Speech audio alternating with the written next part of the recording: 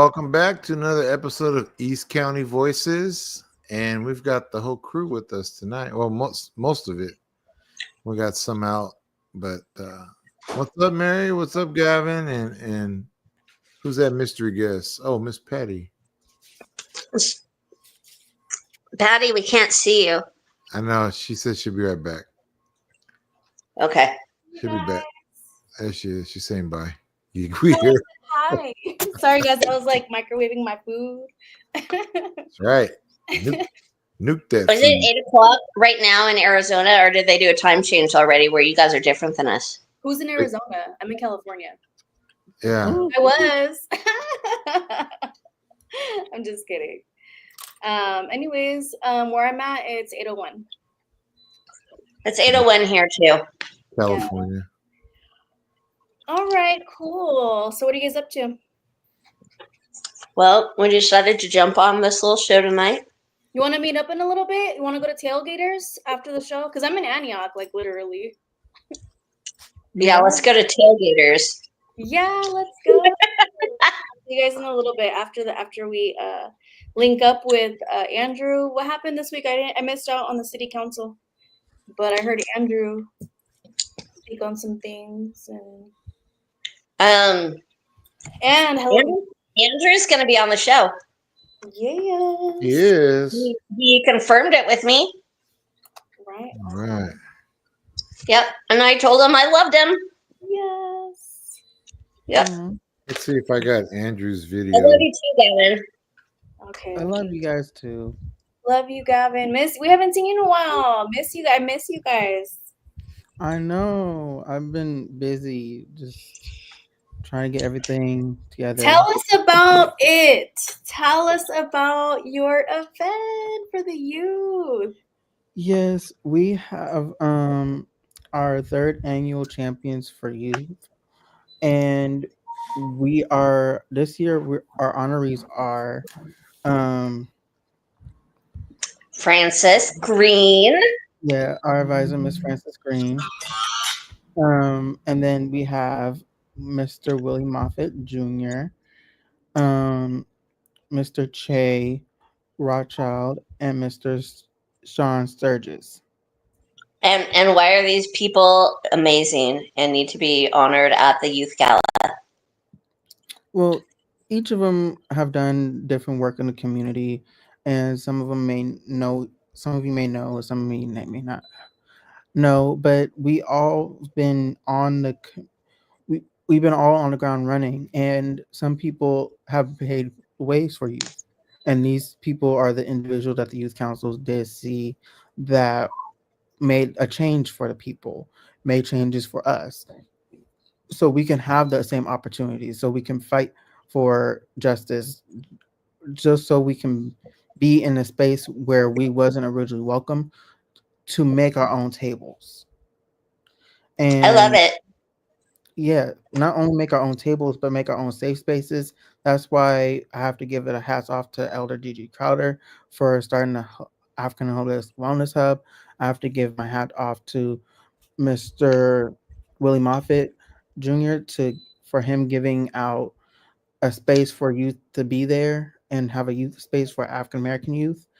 And then we have to thank people like Sean Sturgis, who's also making a way for youth on the school level.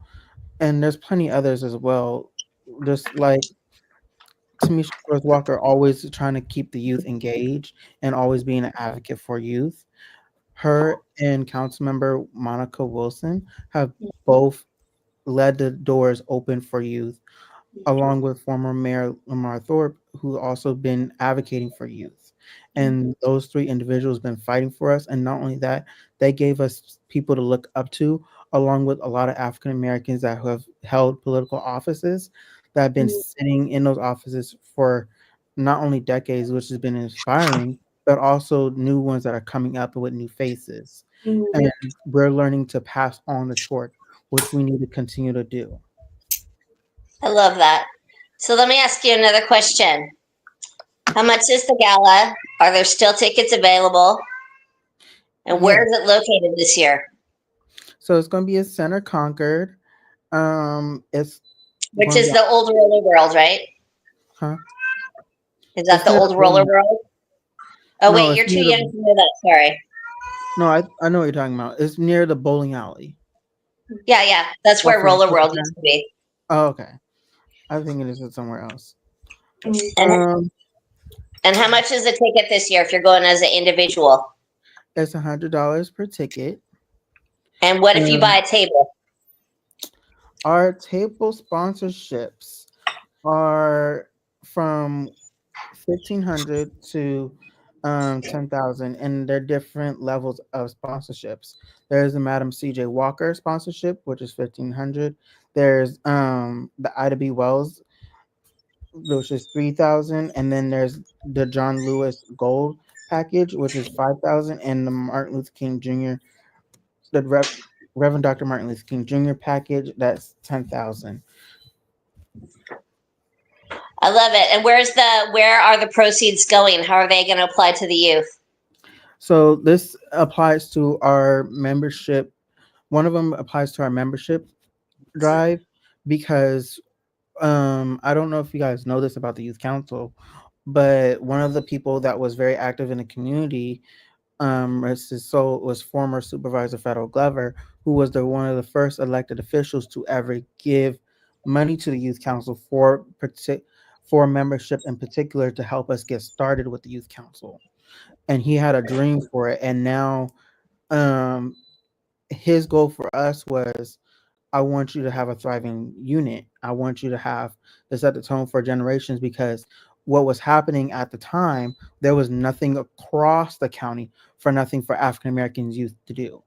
And we had to be that resource. So he donated his time and money and poured into us. So we heavenly thank him for that, because without him, we wouldn't be where we are today, which we are now 100 members strong. But this is not the only Wow. thing. This is not the only thing that we're excited about to share the news. We also have the fact that we're advocating for youth, we're fighting for youth. So we're now going into the school systems and fighting for change. We're also going to our state legislators and making sure that these bills become laws and pushing those narratives for these bills, because they need to be absolutely in place, like the Ebony Alert, which is particularly for people that look like us, so we can have a shot to be found too. Then we have not only that, but we're also trying to find ways to not only recruit, but also forego our trainings for our state training and our national training. Right now, we're preparing to go to Hawaii for our state training. And then next thing we're Okay. going to go after that is we're going to head to Chicago for our national training. Nice. I love that. What's my next question about this event? What's on the menu? You have to be there to you have to get the ticket, and then you have to come to the event and then find out. Okay. So can I volunteer as the cleaning crew again? Yes, my advisor, Miss Green, said, yeah, she wants you. Yeah, that's how come I know she's told me I was a keeper there. All right, so I'm just gonna take over tonight. Sorry, Patty. Our friend Tamisha Torres Walker popped up here tonight. We're so happy to have her here because she just got back from Japan and has been talking a little bit about it here and there, but we could really pick her brain tonight because I personally have never been to Japan. And her trip to Japan sounded like she got to know a very different way of thinking that I think we need to incorporate into the United States. So you want to tell us about it, Tamisha? Hello. I was like, Carlos was like, you gonna join tonight? I didn't know what the topic was gonna be, but I definitely want to say not just Japan, but I want to give another shout out to the NAACP youth, like being in North Carolina with them at the national convention, just again was amazing. And seeing other youth from across, the region there, and like being very vocal about the change that's necessary was an amazing experience. So y'all did a great job. Japan, it was it was an interesting experience. I did, a group of people went, and I went later because I was coming back from the NAACP convention, and so I have a lot of trauma around getting lost, and so having to travel by myself was a little crazy. The interesting thing was everyone was so mindful, and they knew I was lost. I clearly didn't speak Japanese, but everybody was open and willing to help me. One young lady knew I was lost, and she whipped out her translator on her phone, found a store for me to be able to get currency, walked me to the store to get the currency, showed me how to get the currency, and then walked me all the way back, showed me how to buy my train ticket, and then wished me well. Like, that was an amazing experience because I have traveled before, and some people, here in the States, some people are kind and they will help you, but normally, like, if you're lost, it's like a nuisance for people to try to help you, and it wasn't that experience. Right. The challenging part is I know that somebody came to the council meeting on Tuesday. I can't remember his name. The guy who wanted me to raise my hand every time I want to go to the bathroom.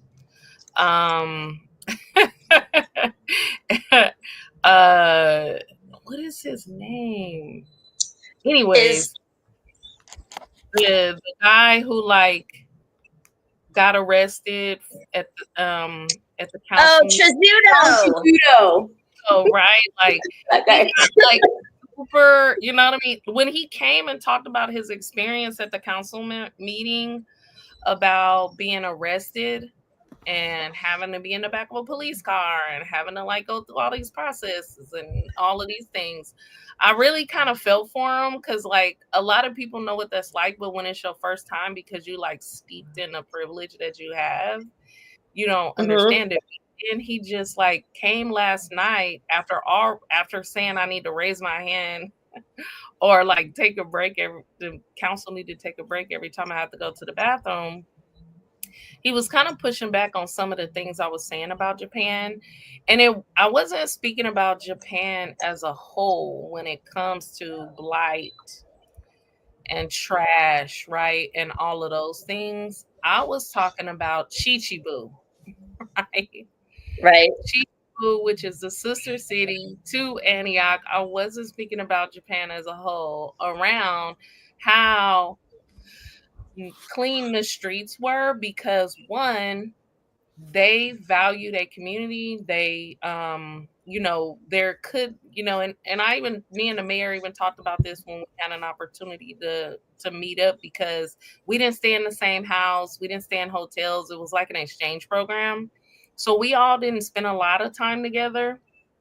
And it was there wasn't a garbage can that you could find anywhere, but there was, every now and then you would see a trash can in public, but you didn't see a lot of trash on the streets, right? And so my assumption was one, the government values clean streets, but in order for it to stay that way, it have to be that the people of Chichibu also value their community, right? Right. And that didn't just resonate with me from Chichibu, because when my dad owned the house in Vacaville and I went to that community, there was no trash on the streets, and I noticed that, and so then I didn't throw trash on the streets, right? Because it was very apparent to me that these people care about their community. You don't just throw trash on the streets. And so I wasn't trying to say what whatever he was trying to say. But the experience was like, how can we be in like deep enough belonging in Antioch where like we also feel like it's not okay to just throw trash out of a window when we in a car, or feel like we just throw trash on the streets when we're walking up and down the street, even if there is no trash can, right? So Right. it's really about how we value our community is what I was trying to say. And then about unhoused people, it was true. In Chichibu, I didn't see a homeless person, any unhoused people. And I don't feel like they just swept them off the streets because little old Antioch was, visiting Chichibu like they do in San Francisco when they have events, and then all of a sudden, all of the unhoused people disappear. Right? I wasn't that. Right. I don't think that's what happened. And he showed up and was like, "It's illegal to throw trash on the streets, and it's illegal to be unhoused." But that's not what I got from the people of Chichibu. What I got was that it was a community deeply rooted in their traditions. They valued everybody as a part of their community. And therefore, like it didn't seem normal to me that like they would just allow somebody to be on the streets. Like even one night I was riding with my host family and there was a gentleman who was just like outside, and they actually stopped because they was concerned about him. Aw. And so it was like a level of compassion that, like, for us, it's just like, we really care about people being unhoused or not having resources, or is it just that we don't want to see people being unhoused and not having resources, because then we would have to be convicted ourselves to do something about it, right? Do they have that? Sorry. Yeah, no. So what I was getting at is I just think that like I think it just felt like a more sense of community. And I've always talked about this moving to Antioch is like, I feel like there are so many people who aren't like whatever we call native Antiochans or whatever, I guess. But now this is our home. It doesn't matter to me if you've been in Antioch 120 years, it is what it is. Like, Right. 160 years on occupied land. We could all potentially celebrate that, but why? Or if you've been here 30 years or you just moved here yesterday, you are a Antioch resident, right? And so everybody always matter, but the challenge is like we don't feel like we belong. And when people don't feel ownership for a community, then they don't respect the community. And that's just the reality. So that's what I was trying to get at. In addition to the fact that we didn't talk much about race, we did talk politics a little bit. They were like, wondering how could we vote for 45, 47? Like, what, how could people do that? And I say, my best thinking is that rich people want to stay rich and poor people want to be rich one day, right? Like, and it's even deeper than that. And we talked a little bit about their political challenges there, but how they also navigate the government. And the most they were interested in was our stories. Like, who are we? Who are these people leading, and that people in Antioch are entrusting to lead, And that was one of the things that I thought that they valued the most, was just hearing about all of our backgrounds. I love that. I wish that more people would want to hear stories, like hear people's stories, like actually like listen to them. Yeah, somebody ran, like I was at the gym and somebody was like, hey, obviously I try to go to the gym outside of Antioch because that's like a little bit of peace. But somebody, was like, hey, I didn't know that Mayor Ron Bernal, was formerly addicted to drugs for years. You know what I mean? And I was like, oh yeah. And, he went to recovery, and he became the city manager, and, then he became the mayor. And they was like, that's a piece of information that they didn't have before. And they thought it was significant because they felt like stories and how people overcome is how you help other people, right? Like if you consider yourself to be a Christian, you value your testimony, right? Because it might help somebody else get over the challenging times. Or even if you're not a Christian and you're in recovery, people tell their stories because it might help somebody else. And so I just think that like, me telling that story at the council meeting may have helped some other people who may not have seen themselves as leaders in the community because of their past experience, may see themselves as leaders in the community. Right. I love that. I love that so much. And then you had some moments where you went through and you saw some very beautiful nature places. What kind of a experience was that compared to our nature here? You know, Natural. the interesting part is like nature is everywhere and they like actually value it, similar to our indigenous folks here. And I got to like go check out where they fish locally, and it was amazing. And where they catch the fish there and they eat the fish right away. So it's like everything was fresh. Every house had a garden. And I don't mean like a garden with flowers. I mean herbs and fruits and vegetables like in their front yard. Oh my God. Yeah, right. It was like normal to just like wake up in the morning, go outside, pick some herbs, and like come in and cook, which is like my total desire for myself. So I'm trying to figure out how to do that here Yeah. at home. And I know for our communities, but it was just like normal to them. It wasn't abnormal that you would be able to like walk past somebody's front yard and they got all of these fruits and vegetables and herbs growing. Right. That they use. So that was amazing. Being able to go to their dam and like see how they incorporate tradition in there. I went to Chichibu Park, Antioch Park in Chichibu, which was a great. Does it look like our park? It doesn't.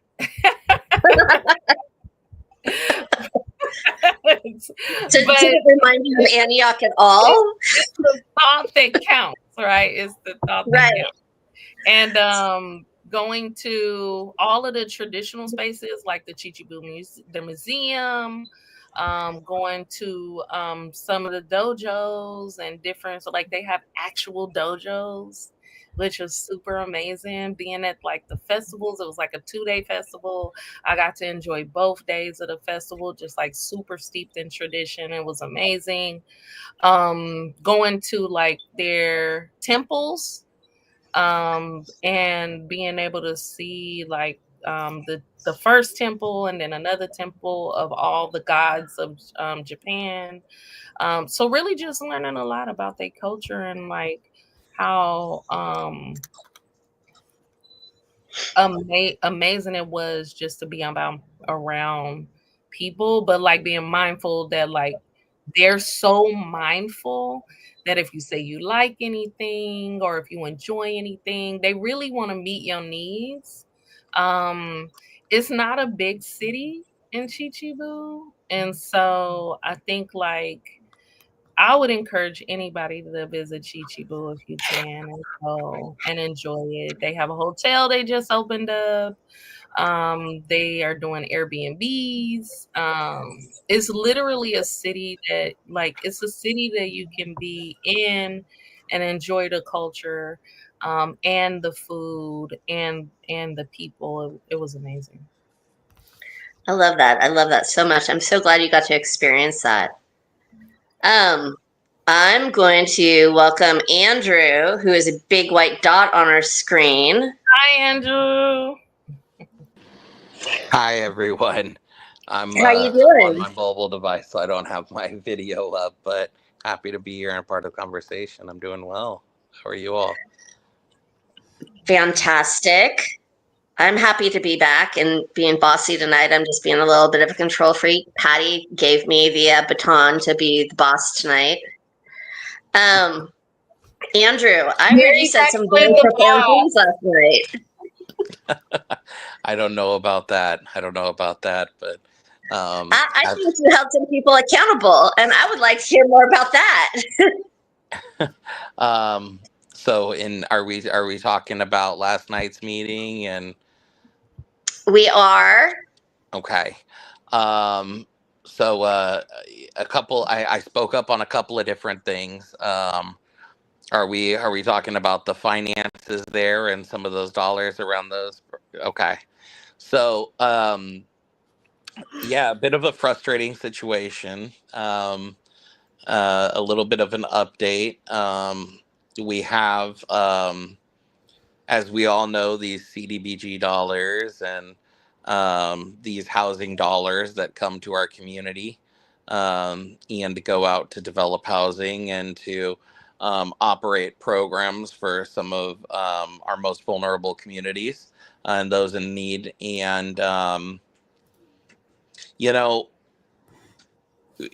the people that manage these dollars have a heavy responsibility because you are a steward of public dollars, and the goal, I think, always should be first and foremost the execution of those dollars and providing for the community and the true intent of those programs. And last night I felt compelled to speak up because as I was going through what we know as the warrants, right, which are the dollars that are spent by the city over a period of time, typically in between meetings, right, every 2 weeks. And I found that our own CDBG housing consultant, Terry House, had decided that it was time to cash out and had gotten herself paid $200,000, roughly. Wow. $189,000. How do I get that? Well, apparently you just have to be a long-standing consultant for the city. She's been in that role since 2010, and Wow. And traditionally, the way that these contracts are billed out is you invoice, you send typically quarterly your invoices in, and that's for the hours that you're billing for over that period of time. And Terry House, her contract shows that she gets paid $85 per billable hour. So with up to $40 sub-consulting fees, which we don't really see any of. So basically what that means is of your $189,000, go ahead and divide that by 85. And you get roughly how many hours Terry House is saying that she works. And so I think that equated to roughly 1,500 hours over the year, which would mean that she was working about 40 hours a week for 55 weeks, which is a bit impossible in a 52-week year. So I felt compelled to call that out and request that council not approve that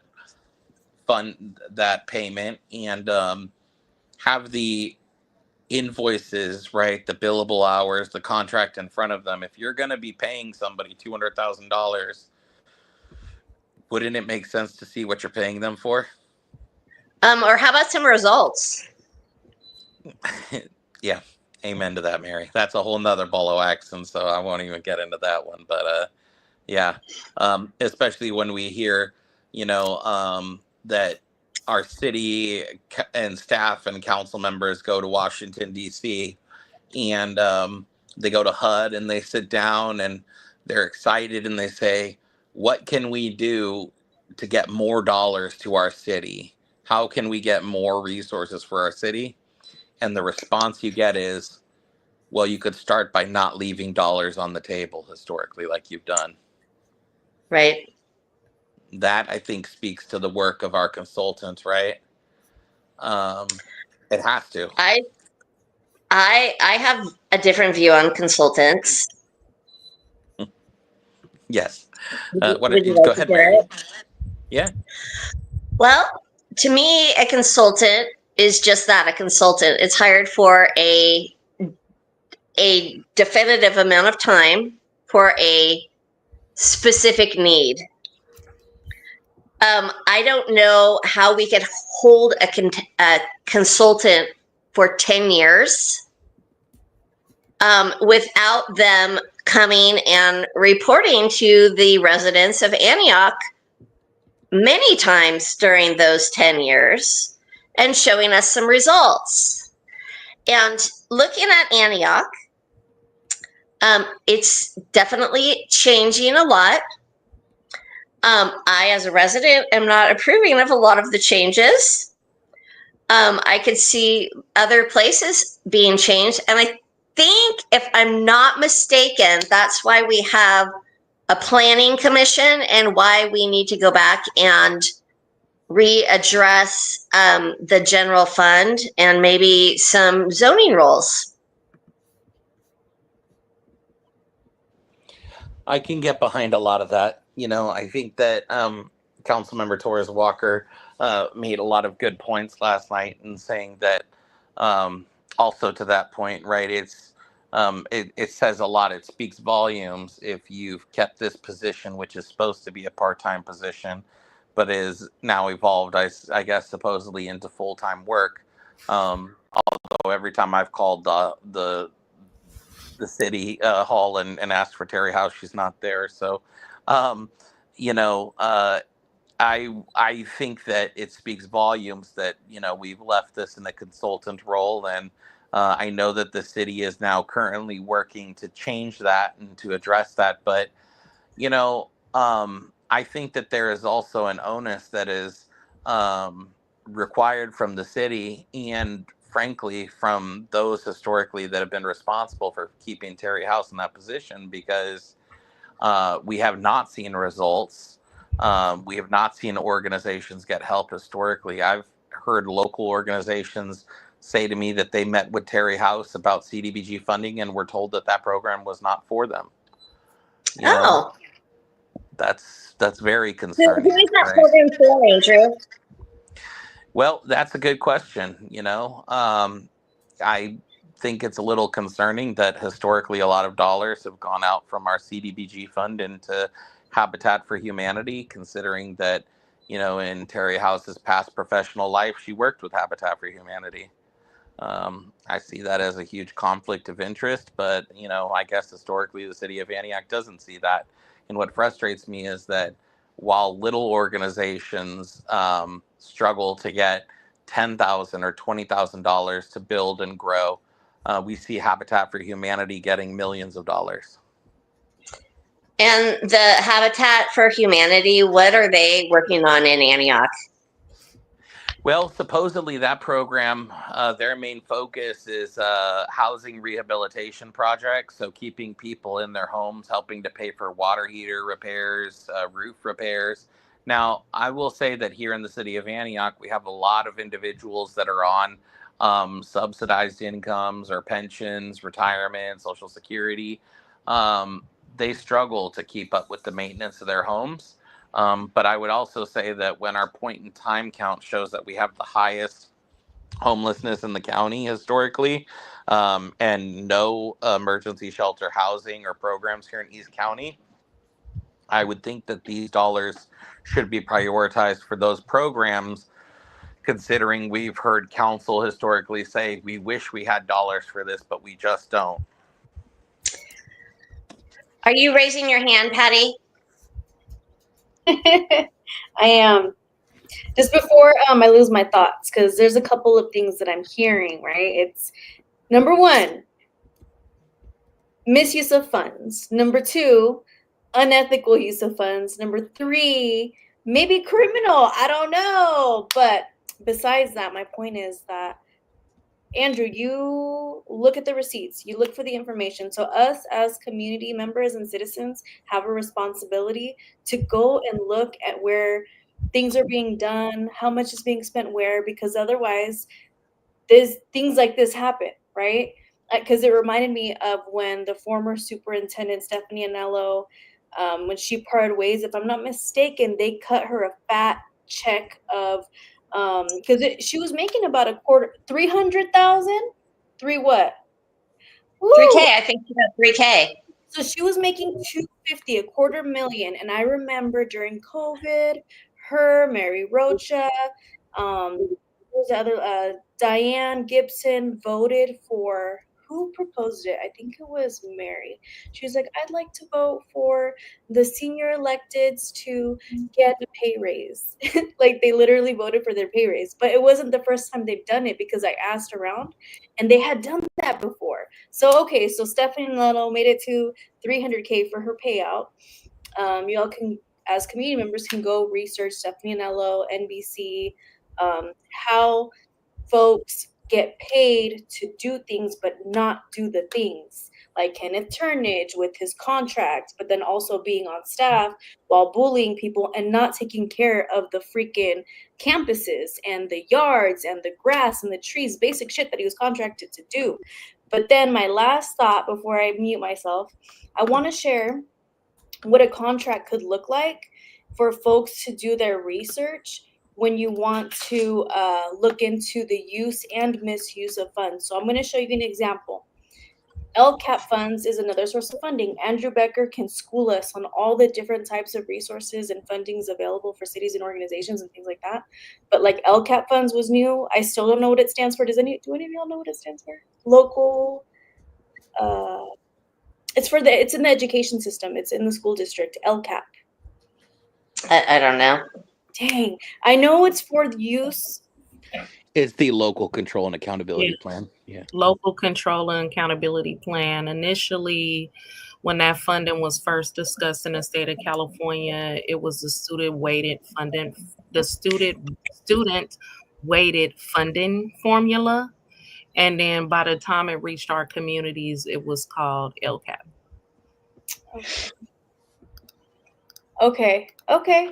So I'm sharing my screen. I don't know if you could see it, but when we look at itemized things, there's agreements. There's a trail of information that we as citizens can go and look them up. We can look up how much was spent to do what.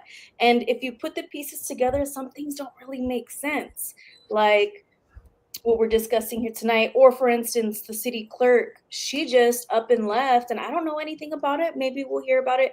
I don't know if y'all heard about anything I know some things can't be spoken about, but the fact is we had a city clerk that like quit, she up and left. We don't know why. But this here it is an example of Stephanie Anello signing to her homie Mike Burkholder with the Contra Costa News, formerly East County Today, for services.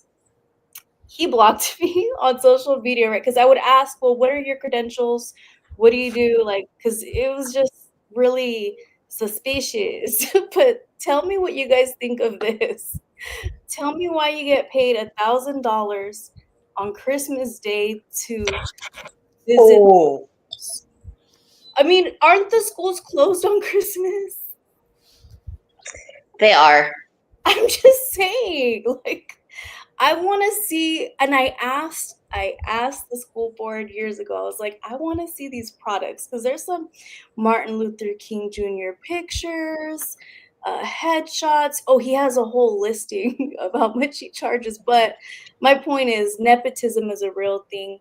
And there are these groups in different cities, and we all have rights to go look at information and look at how funding is being spent. But yeah, LCAP funds misused in these kinds of, I don't know, I would want to see the products personally. But then there's also this, where it was covered by the Mercury News. It's important to research. We have to research and look at data, look at reports. And unfortunately, in the school district, I had heard of people deleting files. Just like Kenneth Turns when he went to the school. Well, not only that, but they gave files to people that shouldn't have had them and walked them out of the building without permission. And access to personal information. Right. So I have a question. I want to loop back to combine kind of Andrew and Tamisha here for like 1 second. Yes. Okay. So we've got a consultant who's putting all this money into Habitat for Humanity. And if you've gone to other cities that have had projects done for Habitat for Humanity, you know that people are put into nice houses that they can take pride in, and that part of the city cleans up. And I'm going to give you an example of it.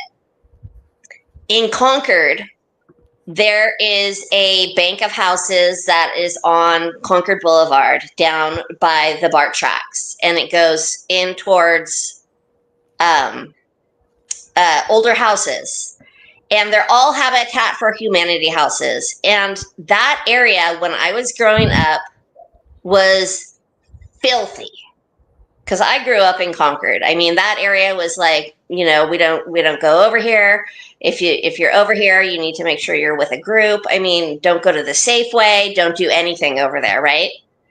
It had the bad high school in it, and it was gross. Well, they put in Habitat for Humanity. Then they put in a beautiful school for pregnant youth. Then the area cleaned up and the sidewalks got better and the lighting got better. And people, like in Chichibu, cared about their environment. And I'm wondering, if we paid so much money to a consultant that had access to Habitat for Humanity, why don't we have neighborhoods that are put in for people to take pride in?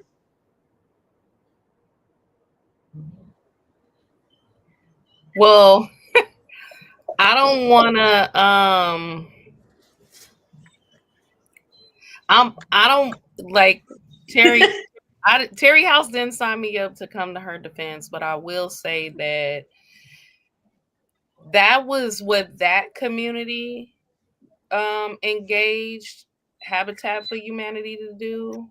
This community of Antioch, somewhere down the line, engaged them to do these upgrades to dilapidated housing, right? I don't know how that happened. What I will say is what we are seeing right now is, the way I explain it is like a fish rots from the head, right? Like we all know that. Right. And so Terry House, this particular consultant, when you're a consultant, you're not an employee, right? You have your own schedule, you have your own pay rate, and you work for a city. The fact that like this should have been a city position for a long time, and it's been a contract position for 10 years, should concern not just Antioch residents, but should concern unions, right? Because a position like, and I'm in the nonprofit world, right? And with all of the changes that happened at the state level, if you are trying to contract somebody to do a job that is a clear position in your organization, you cannot contract somebody. You have to hire somebody, right? Right. And so that when I came into the council in 2020, when I first met Terry House in 2021, she informed me that she was retiring. She informed me that she had been in that position long. She said that the city needed to actually hire somebody. But you have to think of like, who was in leadership at that time? Why wasn't this considered? Why weren't there any transition plans? Why weren't there people being brought in and hired and trained to take over this position? I don't want to Would say that have been the city manager's position to do that? It is, right? And I don't want to say that you can't fault a consultant for getting paid for 10 years because they as a consultant. But like, the city isn't putting the necessary checks and balances in place, then that's how, and like creating positions that are sustainable for the city to carry this out. That's how you get a consultant for 10 years, right? And so it's like, as Andrew brought this up to the council, I was already familiar with that. Like, Terry had been a consultant for a while and had been saying since I came to council that she was retiring and that the city needed to do something, but there was no will to actually like do something to cover the city. If Terry left, if this consultant, because I'm trying to be careful and mindful, and I don't want to keep saying her name, but like if this consultant left tomorrow, there's nobody else in the city who can pick up where she left. to pick up where she left off. Not to mention that, like I mentioned at the council meeting, that things are happening so differently at the national level with 45, 47 in office, that there's a lot of language that's being ran through AI and being stricken from like our vulnerable communities. We know that CDBG funds are supposed to go to support our most vulnerable communities, the communities that Andrew is always saying is in our census tracts that have the most need, right?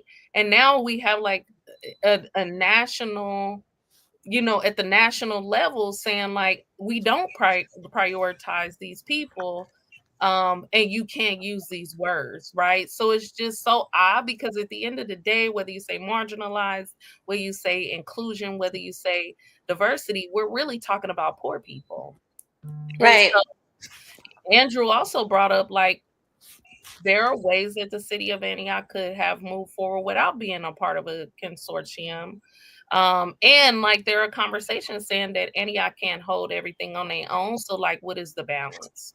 So I guess I'm saying all of that in a lot of words to say that, like, We need to find the fish head. somebody dropped the ball. Yeah, we need to find the fish head and not elect him as mayor. Somebody dropped the ball. And that's how we got here. The good thing is we have residents like you all and Andrew to bring this stuff to our attention, and we have the political will to actually to do something about this present day. And so our city manager has a plan. I'm looking forward to seeing what that looks like, because we have more housing issues and other issues where we need to address the needs of our most vulnerable community members. So that's what I have to say on that. I'm trying to be as careful as possible, given the hat I wear here in Antioch. But my position, the city manager shared some information, 10 years of trending data with the city council around overtime, how overtime really exacerbated the current budget deficit. It was a 10-year breakdown, and you can see that, like, 10 years of data addressing trends around overtime really spoke to how the city was not hiring the necessary positions to be able to serve our residents, and people were working a lot of overtime. Right. There's a year trend around department budgets and what that has looked like over the past 10 years. So when I said that we need a fiscal audit of the city so that we could see how we got here, and the mayor said, well, we know how we got here and we were in disagreement. No, it's because your narrative is that we got here in the past 10 years. Your narrative is that we got to this budget deficit in the past 4 years where there was a Black majority, where the truth is that it took us it took us 10 years or more to get to this deficit through incompetent leadership is what happened. Yeah. Incompetent leadership that was on our employment that we should have been doing his job differently. Well, I wouldn't say just that, but we have had city councils, right? Like, there that are, city council people who are also no longer representing the city legislatively also have to shoulder the burden. And even, when we look back 10 years, I would probably presume even the city manager before Ron Bernal was a city manager, and in addition to what Ron Bernal inherited, have to shoulder that burden. And as the new mayor, I'm pretty sure he's familiar because he spent, time as the city manager. He's familiar with how we got to these deficits, fiscal and structural deficits over time, whether they want to admit it publicly or not. Yeah, Okay. I have a couple of thoughts on all that, and I will preface these comments with saying that I don't I don't have any hats, so I'm not going to go ahead and censor myself. But I won't say censor, but I'm going to go ahead and speak a little bit more freely, and I appreciate Tamisha and her respect for the community and the city, and so I will say that as a human being, you have a responsibility to life. I'm not talking about man's law. I'm talking about just who we are as people in the community and the world that we live in. And when you step into a society and you take on a role, you do that as an adult. We call people adults for a reason. It's not just an age, it's a responsibility. Mhm. And here in Antioch, and when you look at public service, right, we also call it public service because it is a service to the community that you are providing, which therein is a responsibility that you are bound to, both morally, ethically, and a fiduciary responsibility. And my frustration is that when you look at the whole picture, you might be able to see all of it, or you might just see a piece of it. And that's Right. based off of your understanding of that whole situation, right? And we call that, what do we call that? We call that technical knowledge, right? Some Right. people, and what I mean by that is a water pipe bursts at my house, and I'm walking around with Google in one hand and scratching my head trying to figure out what I'm looking at. You call up a plumber, and they come in, and right away they might be able to see what the problem is, right? Right. And here in Antioch, our CDBG consultant is just that. They are the plumber The for that plumbers. housing fund, right? Okay. And so if we acknowledge that the city of Antioch has historically had a leaky faucet, and we acknowledge that that water that's dripped for so long has created mold and mildew, then as a plumber, you're not coming in and saying, my goal is just to stop the leak. Right. You're coming in and saying, I have to try to undo all of this water damage while stopping the leak. Can I ask you a question about the plumber real quick? Yeah. Wasn't she an employee of the city of Antioch before she was a consultant? No. And that's a very good question, though, because she was not ever, and our housing consultant was not ever a city employee for the city of Antioch, but our CDBG housing consultant, once again, in their professional background, was the CDBG staff position for the city of Pittsburgh, was in that management position for the city of Concord, and so understands how city governments work and how processes work. And then when you look at the fact that, and really quickly as a side note, right? You look at, and I came on here previously and I talked about the Summersville Mall and that being demolished and that developer. And I spoke about how they came into our city and they saw that we were struggling, and they saw that we were economically struggling, and they saw that we had a need for affordable housing. But what did they do? They instead capitalized on their experience, and they worked with the city to change the zoning to their needs, and they brought in what's going to get them the best dollar, what was best for them, not for our city. And so my frustration is that our CDBG housing consultant previously worked for that Mount Diablo Habitat for Humanity as their executive director, and literally lists on their LinkedIn, this is on the website for anybody to see, responsible for growing agency from annual budget of $200,000 and goal of constructing 1 house per year to agency constructing 6 homes per year and an initial phase of subdivision project with budget of $1.2 million. Worked closely with county and city governments to identify and acquire at little or no charge suitable sites for construction of housing, collaborated extensively with other nonprofit agencies and faith community to provide services to low-income clients, raised funds for a program through extensive grant writing, including home and CDBG, corporate and business solicitation, major donor solicitation, extensive speaking to public and service groups, and full development program. So and that is from 1995 to 1997. So what you're literally inferring from that is, in that period in the 90s, you worked with Habitat for Humanity to apply for those dollars for CDBG, and you saw how you could use those funds to grow your organization.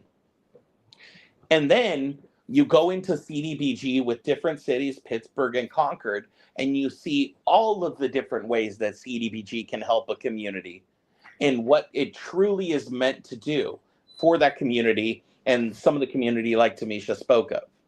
And then you get to Antioch, and you see historically how we've addressed affordable housing.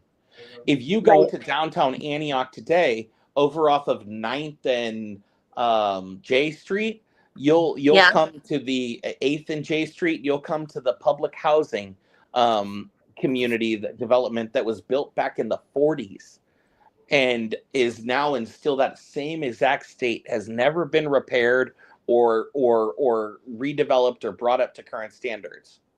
But what did the city of Antioch do? 60 years later, they went 3 streets over, and instead of helping this property, they used their dollars to bulldoze 4 streets over off of I and 4th Street, that area.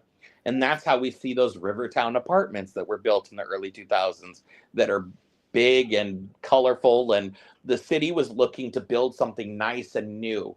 They didn't care about the affordable component, because if they cared about the affordable component, they wouldn't have bulldozed those homes and displaced the people that were originally in those homes. They would have put those dollars into the development that needed it for the last 60 years, 4 streets over. So Terry House comes in 5 years after that development is done.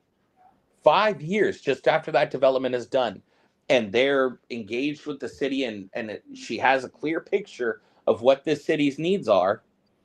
And instead, we don't hear about emergency shelter housing or how those dollars can go into these programs. We don't hear for a long time until council members like Monica Wilson or Lamar Hernandez Thorpe or Tamisha Torres Walker come along and say, or Joy Motts come along and say, we need to fund these programs, we need to find dollars. Wouldn't that be your housing consultant, your CDBG housing consultant's responsibility? But instead, these dollars are going elsewhere. And my frustration is, well, how do I personally know that this is happening? So once again, I don't wear any hats.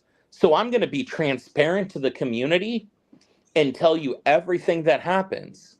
And so I'm going to tell you that due to the Freedom of Information Act, we have a right as a community members to submit public records requests and get personal emails or professional emails and communications on staff and council members.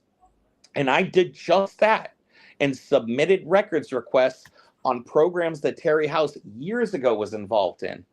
And years before any of this even came up, 2 or 3 years ago, when the city of Antioch was going through what was supposed to be a competitive bid process to put out these dollars that she is responsible for. She is the steward of these dollars for the city. She's responsible for creating the programs, receiving the applications. She's a part of the scoring of those applications and distributing those funds. And so the city says, we're going to put these dollars out in these different programs. And what does Terry House do? Instead of creating a program that is equal and fair for all, I find email communications of her reaching out to developers, proactively reaching out to certain developers and saying, we have these future programs coming online. Why don't you tell us how you can use these dollars?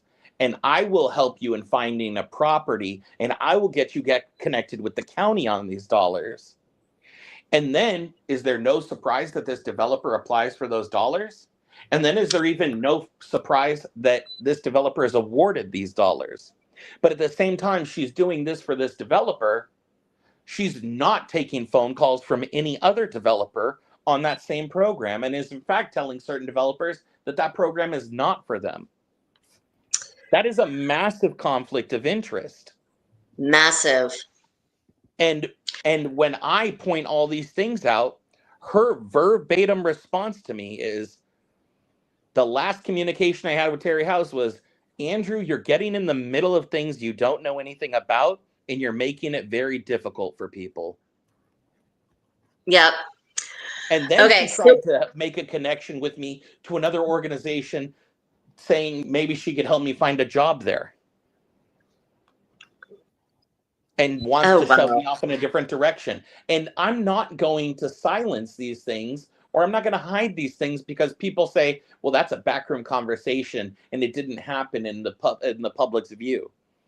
But you are a public employee, or you're a consultant that's hired by our city. Those are our taxpayer dollars that are paying for that position. So frankly, if you on the city's dime are going to take a phone call and tell people that they're getting in the way of things and should stop what they're doing, and for the record, what she wanted me to stop, what she said was not right for our city, was home key. That's right. She said we shouldn't do home key. It's not for home key. Okay, so I'm going to wrap it up just a little bit because we're over our hour mark. Gavin? Yes. What do you think about all this? Are you ready to do some adulting? I'm gonna say this about adults. Okay.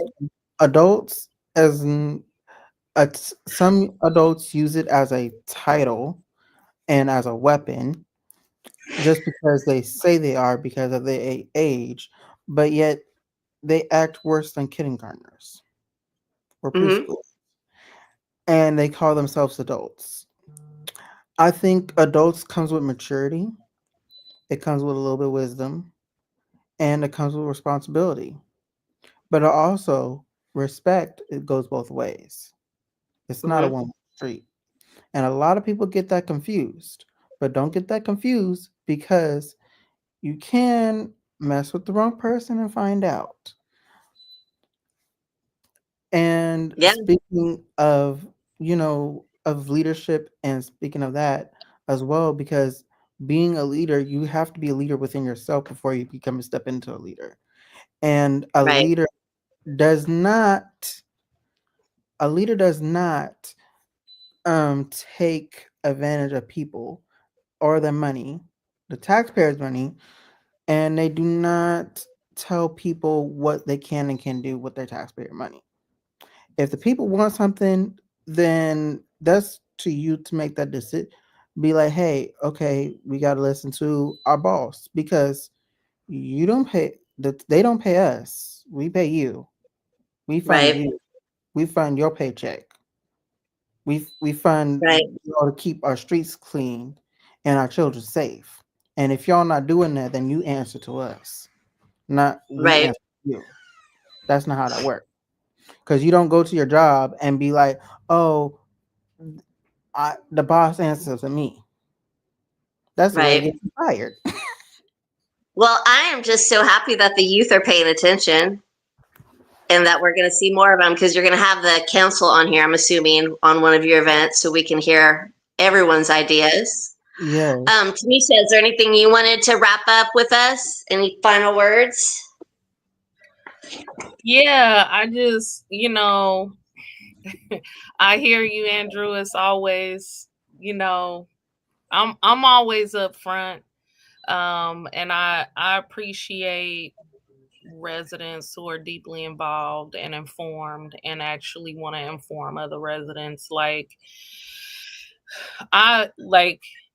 This isn't about me, it's about us as a community. That's always been my position. I work for you, and I'm looking forward to continuing to work for you. I'm looking forward to figuring these things out so that we don't have these challenges moving forward. I would encourage people that when you get in front of people that almost ultimately want you to forget about the past and just move forward, is because there is something there Mm-hmm.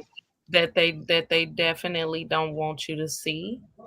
And so I just appreciate this space, appreciate all of you for being transparent and upfront. It gave me a lot to go back and kind of think about as far as next steps, which you always, when I'm not on here, I'm watching. So I'm always thinking about that. And so the youth voice is important as well. So thank you, Gavin, for your input. And, looking forward to the next city council meeting to see how we can resolve these issues. All right, Andrew, you've got final words. Yeah, I did want to just say something a little bit off topic, but I think related overall. And I appreciate that, Tamisha. I know that, as you see at a lot of council meetings and on here, I do get pretty passionate. And sometimes, I will say that calm waters are a better place for people to gather and come together. And so I want to always try to keep that in my mind. And I appreciate you all. But, what I really quickly wanted to say was when you talk about opportunities in our community, regionally, locally, here in the Bay Area, you have the luxury of being able to get in your car and drive 45 minutes. And I'm not talking with traffic, because then we know we'll make it 2 exits. But you get in your car and you drive 45 minutes, and you can be in quite a variety and diversity of different places, both geographically and as communities, right? And my frustration is that here in Antioch, being that central location, we should be looking around us and seeing what those opportunities are, and how we can bring them from the North Bay, to the Central Valley, to the South Bay, to the Peninsula, to the Greater East Bay. There is so many different opportunities for cities and communities. And, I just read an article about how CSU Stanislaus is looking at potentially a 3rd campus location out in Tracy. And that means that Tracy could possibly get their own accredited college location out there. And the space they're looking at is 1,500 acres. That's 12 and a half times the size of Los Medanos College in Pittsburgh. And not only that, Tracy also has low-income housing that they put out there. They do. And so how does Tracy get this opportunity for this college? Well, a land developer came and said, we'll actually provide the land. And then a local family that's been in the community for decades comes along and says, we'll build the first building and we'll donate $20 million to the cause. And Right. Here in Antioch, we are trying to get $250,000 for a youth center. Right. So if we don't look to our neighbors and to the regional cities around us and say, hey, what are you doing that we need to be doing? I think we're going to be stuck in the same chaos for a long time. But I am very hopeful that our new city manager, who unfortunately has had to deal with a million different things in a very short period of time, is getting her hands on things very quickly. And so I'm hopeful and optimistic for the future. I just want to make sure that there are certain individuals that don't want to keep us where we are or go backwards, right? Right. So. Okay, Patty. Thank you, Andrew Becker. Thank you, Miss Tamisha. Thank you, Gavin. Thank you, Mary. Thank you, Carlos. Y'all are hella amazing. And I guess, Andrew, welcome to the club of the what did she say? You don't want to get involved in this, like trying to discourage you. What did she say again? She said, you don't want to get in the middle of things you don't know anything about. So I guess we're the in the middle club. We're in the middle of everything. The eye of the storm, I guess. I like to be in the middle. Every right to be up in that storm if we want to, because we pay taxes. Yeah. Let's keep talking about it. Thank y'all. I love our little community and our worldwide friends and allies. And then Carlos was in the background. He's the man of the hour. He makes sure that this show happens every single week. He gets us set up. He makes our links. He posts our videos. Hot links. And he asks questions behind the scenes that gets us all moving. So what did you think about tonight, Carlos? Oh, it was very informative. I can't wait to share this. But I got a text right now mentioning a meeting. A meeting? Oh, Gavin. meetings. All Yeah, right. some So do you flyers want to show. to? All right. So I'm not going to close it out, but I am going to thank everybody for being on here and letting me ask all my crazy questions because I've been sitting here with like a growly face for a couple months, just like stewing about certain things. So hopefully we have another conversation that builds off of this one next week. And it just keeps moving and we keep hearing voices and we keep hearing everybody's opinion and we keep making changes and thinking about next steps. Yeah. And Carlos, you want to close us out? Yeah. Oh, I'm going to close out with 2 flyers. Is that cool? Yep. All right, Gavin, take it away. Bam. Click the QR code if you want your ticket. Also, this is a great way to segue in to the next flyer because our California Hawaii state Thank you. president Rick Callender will be speaking as our special guest speaker for our banquet, and also to ask if you want to get to know him and ask some questions. Before then, we have a meeting coming up tomorrow at the African Holistic Wellness Hub. I believe at 7 p.m. And Nice. it will be great to see him, great to meet him. You guys get to ask him questions, especially what's going on. A lot of the lawsuits that are going on in California, he's behind those against the current administration because California is getting the short end of the stick. Next flyer. Bam.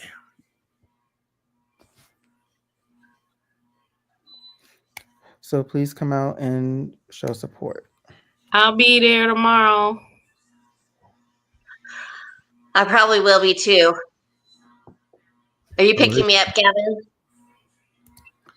Yeah, Sure. give me 2. All right. All right. I can Don't have get- my baby pick you up, but I'm scared to get in the car with him. He just started driving. Oh, So- dang. My baby just got his too on the 19th. Let's not play bumper cars, okay? Okay. And with that, thank you all for tuning in. Thank you all for being on the show. I appreciate your time and what everybody here does. And tune in next time. We're on every Wednesday night, 8 p.m. Pacific Standard Time. And we'll see you next time. Thank you all and have a good night. And God bless. Bye, everyone.